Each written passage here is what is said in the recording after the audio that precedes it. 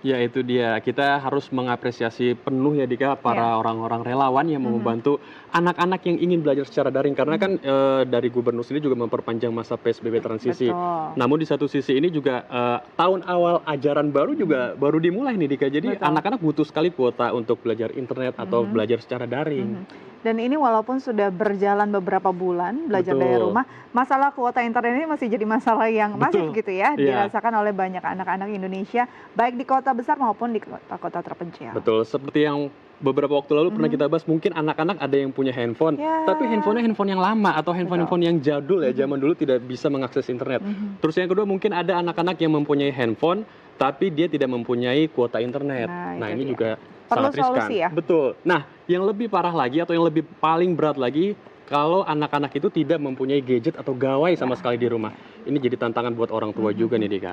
Nah, Nah ini kita yang akan kita bahas nih hari ini betul Andrew ya. sekali. Untuk membahasnya, kita telah terhubung dengan relawan yang memberikan WiFi gratis di rumahnya, yaitu ada Bapak Stianto selaku Lurah dari Petamburan, lalu ada Ahmad Baihaki dari Karang Taruna Petamburan, ada pula Mas Hari Akbar selaku Direktur Eksekutif Indonesia Resilient. Selamat pagi teman-teman, apa kabar? Selamat pagi, Mas. Selamat pagi. Selamat pagi, saya mau ke Pak Lurah dulu nih, Pak Stianto. Pak Lurah, ini bagaimana sebenarnya kondisi di Petamburan saat ini, Pak? Apakah anak-anak ini dari masyarakat prasejahtera sehingga mereka minim mendapatkan akses belajar secara daring, Pak Lurah? Ya, di lingkungan Kelurahan Petamburan ini termasuk wilayah yang cukup padat penduduknya dan secara ekonomi mereka berada di lingkungan masyarakat yang eh, menengah ke bawah. Tentunya dengan kegiatan daring ini menjadi masalah buat anak-anak di wilayah Petamburan terkait dengan jaringan atau akses internetnya. Baik.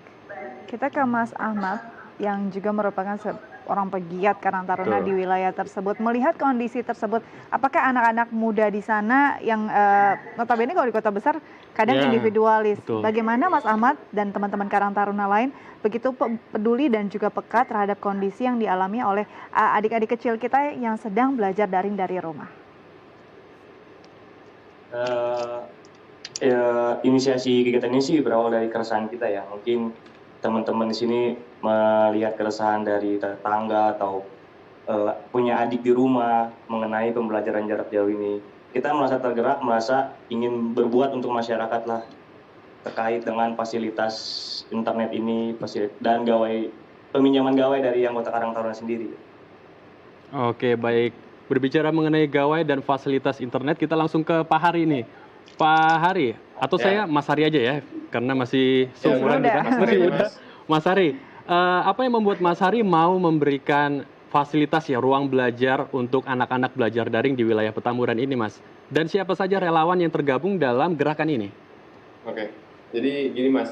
Eh, Waktu itu 2 minggu sebelum memasuki masa pembelajaran, udah ada wacana tentang PJJ kan, pembelajaran jarak jauh. Nah, akhirnya sendiri kami bersama Karang Taruna akhirnya coba brainstorming, kira-kira ini jadi masalah nggak di lingkungannya kayak gitu. Karena kebetulan akhirnya sendiri pas waktu COVID, masa darurat COVID, sama masyarakat Petamburan mendirikan dapur umum bagi jaring pengaman sosial di sana.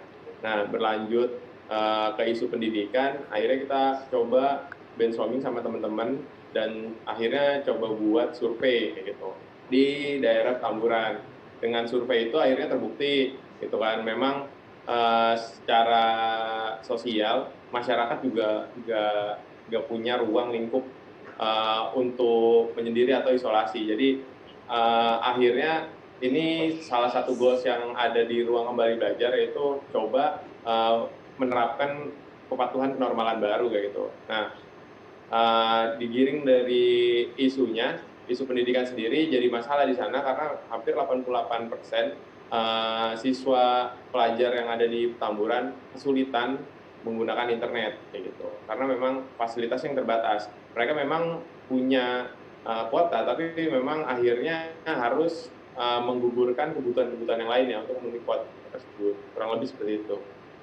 Baik, kita beralih ke teman-teman di Petamburan. Pak, Mas, bagaimana, apakah ada perubahan yang signifikan setelah ada sinergi sendiri? Dan bagaimana anak-anak ini, apakah ada respon dari orang tua mereka ketika anak-anaknya difasilitasi untuk bisa belajar daring dengan lebih mudah? Silakan Pak Lurah. Alhamdulillah sih sejauh ini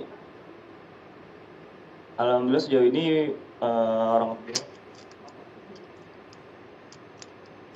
Baik, tentunya orang tua ini sangat terbantu dengan adanya kegiatan kembali belajar.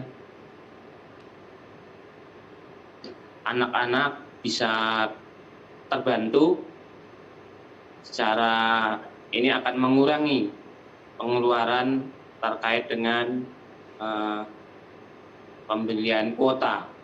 Nah, ini mereka terbantu oleh kegiatan Karang Taruna juga dari relawan.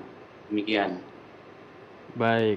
Mungkin Mas Ahmad ingin menambahkan ya, Betul. bagaimana saat bertemu dengan adik-adik dan bercengkrama langsung dengan mereka, atau mungkin orang tua mereka juga ada respon tentang fasilitas baru ini? Sejauh ini sih respon dari orang tua merasa terbantu ya.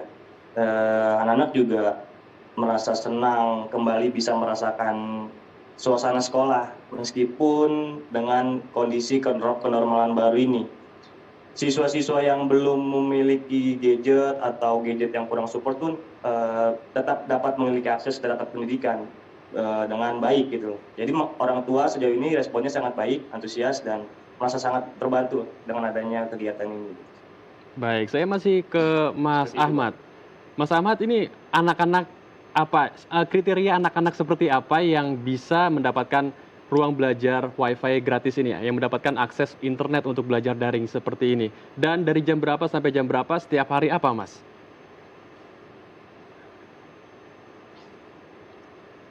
Kalau penjadwalan itu kita mengikuti jam pelajaran sekolah ya. Jadi sistem pengguna fasilitas sendiri di bawah kontrol kami sebagai Karang Taruna. Jadi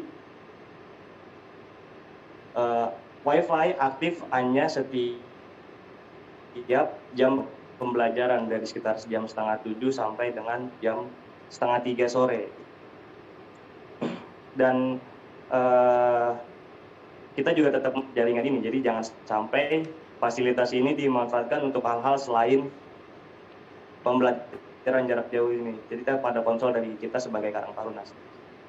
Baik, jadi ada tetap pemantauan ya, sehingga anak-anak bisa disiplin dalam belajar, tidak memain game online ataupun membuka fasilitas yang lainnya ya. Ya, ini Iya.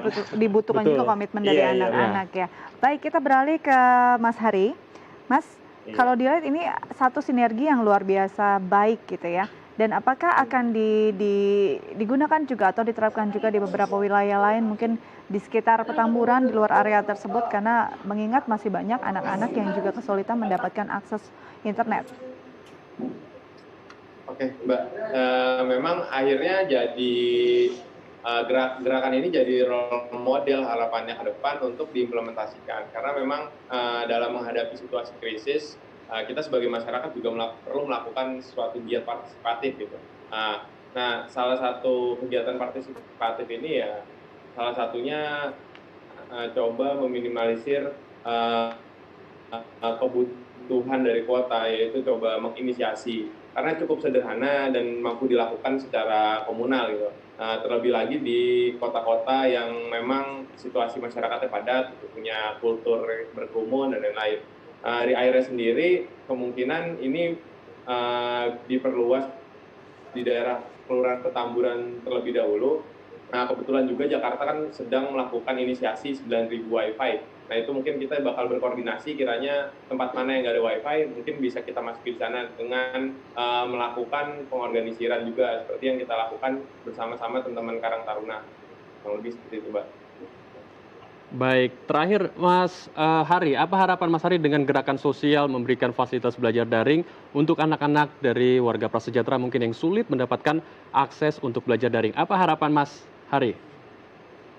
Ya, harapannya yang pertama tentu pandemi ini segera berakhir, karena memang dari pandemi ini banyak dampak-dampak yang harus dirasakan oleh masyarakat di seluruh dunia gitu kan. Terlebih lagi di negara-negara berkembang atau negara-negara prasejahtera.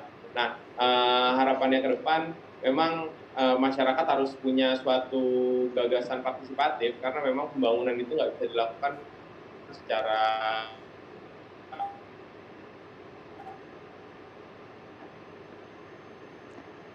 Baik, sepertinya Baik. kita mengalami ruang gangguan. masyarakat Ya, gitu. Inisiasi seperti ruang kembali ya. Inisiasi seperti ruang kembali belajar ini Hmm. bisa dilakukan mhm. di wilayah-wilayah tentunya di Indonesia gitu. Nggak kenal wilayahnya sebenarnya itu sih Mas, Mbak. Baik, Baik, terima kasih banyak. Ini satu tugas besar juga ya, khususnya betul. untuk anak muda, Ya, karena yang dibangun bukan hanya infrastruktur, tapi sumber daya manusia. sumber daya Luar manusianya. biasa. Terima kasih teman-teman sudah berbagi bersama kami di Halo Indonesia. Tetap semangat, tetap jaga kesehatan.